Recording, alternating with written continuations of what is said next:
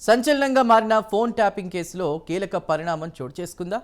గత పాలకులకు తలనొప్పిగా మారిన ఈ కేసు తాజాగా కొత్త మలుపు తిరగనుందా?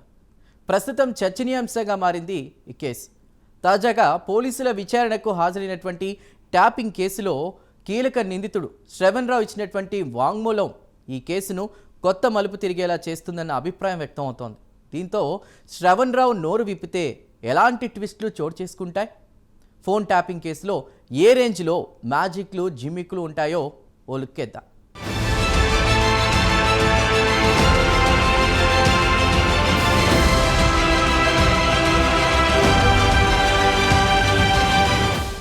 ఫోన్ ట్యాపింగ్ కేసులో ఉత్కంఠకు తెరపడింది. మీడియా సంస్థ నిర్వాహకుడు ఈ కేసులో నిందితుడు శ్రవణ్ రావు సిట్ విచారణకు హాజరయ్యారు. జూబ్లీహిల్స్ పిఎస్లో శ్రవణ్ రావును 7 గంటలకు పైగా సిట్ అధికారులు ప్రశ్నించారు. అయితే ఒక ఐటీ కంపెనీ నుంచి పరికరాల్ని శ్రవణ్ రావు కొనుగోలు చేసి పోలీసులకు ఇచ్చినట్లుగా ఆరోపణలు ఉన్నాయి. ఈ నేపథ్యంలో పరికరాల కొనుగోలుకు డబ్బులు ఎవరిచ్చారు? అప్పటి SBI chief Prabhakar Rao, task force DCP Radhakishan రావును ఎవరు పరిచయం చేశారు? డీఎస్పీ ప్రణీత్ రావు తరచూ ఆఫీస్కు ఎందుకు వచ్చారు? మునుగోడు, దుబ్బాక ఉప ఎన్నికల వేళలో కొంతమంది కాంగ్రెస్ నేతలు, రియల్ ఎస్టేట్ వ్యాపారులు, సెలబ్రిటీల ఫోన్ నెంబర్లు ఎస్బీఐ టాస్క్ ఫోర్స్కు ఇచ్చారా? ఆ నెంబర్లు ఎలా సేకరించారు?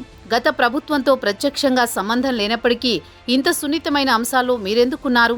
లాంటి ప్రశ్నలు ఎదురైనట్టు చెబుతున్నారు.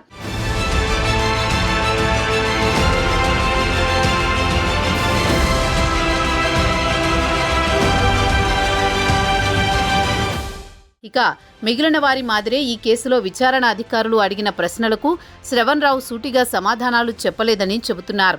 7 గంటల పాటు విచారణ సాగినప్పటికీ పోలీసులకు పెద్దగా సహకరించలేదని సమాచారం. ముఖ్యంగా రాజకీయ సంబంధాల గురించి, వారితో ఉన్న బంధం గురించి ప్రశ్నించగా ఎలాంటి సమాధానం ఇవ్వలేదని తెలుస్తోంది. ప్రభుత్వ పెద్దలు అన్నమాట తప్పించి శ్రవణ్ రావు నోటి నుంచి మరెలాంటి మాట రాలేదని చెబుతున్నారు. అతడి వాంగ్మూలాన్ని వీడియో రికార్డ్ చేశారు. ఏప్రిల్ 2న మరోసారి విచారణకు హాజరు కావాలని ఆదేశించారు. ఒకవేళ తదుపరి విచారణలో శ్రవణ్ రావు నోరు విప్పితే మాత్రం సంచలన పరిణామాలు చోటు చేసుకుంటాయని చెబుతున్నారు.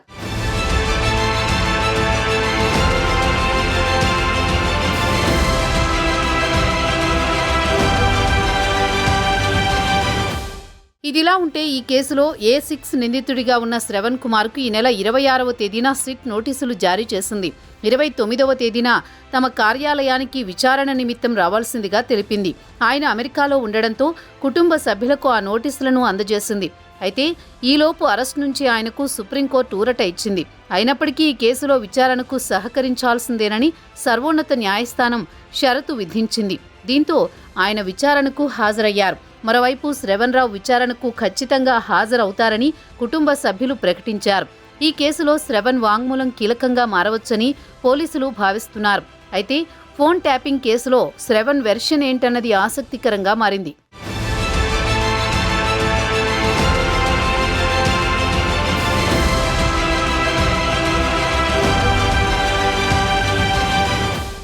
ఫోన్ ట్యాపింగ్ వ్యవహారంలో స్పెషల్ ఇంటెలిజెన్స్ బ్రాంచ్ కేంద్రంగా ఎవరెవరిపైనా నిఘా ఉంచాలనే విషయంలో శ్రవణ్ రావు సూచన మేరకే కీలక నిందితులు ప్రభాకర్ రావు, ప్రణీత్ రావులు నడుచుకున్నారనేది దర్యాప్తు సంస్థ ప్రధాన అభియోగం.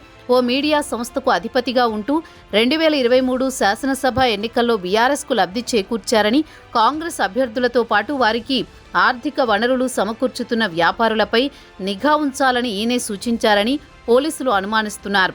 ఆయన్ను విచారిస్తే ఈ విషయాలపై స్పష్టత వస్తుందని భావిస్తున్నారు. గత ఏడాది మార్చి 10న పంజాగుట్ట ఠాణాలో ఫోన్ ట్యాపింగ్ కేసు నమోదైన వెంటనే ఆయన తొలుత లండన్కు, అక్కడి నుంచి అమెరికాకు వెళ్లిపోయారు. సిట్ విచారణకు రాకుండా అక్కడే ఉండిపోయారు. ఇటీవలే ఆయనపై రెడ్ కార్నర్ నోటీసు సైతం జారీ అయింది.